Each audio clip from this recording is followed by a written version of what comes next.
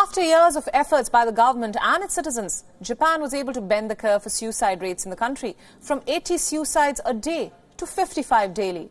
But now, the COVID-19 pandemic is nullifying all the efforts. Since Japan's state of emergency was announced, the Suicide Prevention Centers say that they have recorded an uptick in distress calls. Our next report gets you more on this.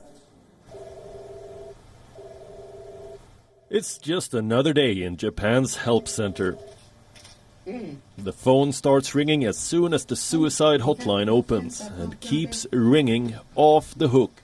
One distress call after another. There are so many people that call us who want to connect and talk to somebody. But the fact is there are so many calls and we can't answer all of them. After new laws, policy changes and massive efforts by citizen and volunteer groups, Japan saw a drop in suicides this year by more than 20% compared to last year. But the pandemic has washed away all those efforts. Distress calls have seen a spike after Japan announced its soft lockdown and a state of emergency. So much so that suicide prevention groups are now fearful that this outbreak could lead Japan back to the grim decade. A time when more than 30,000 Japanese took their lives every single year.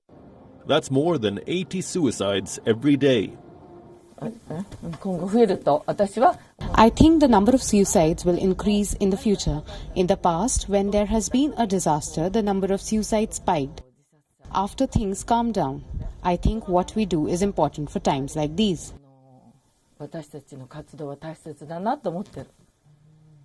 With so many engaged in combating the spread of the virus, the help facility has fewer volunteers. That is resulting in many unanswered calls.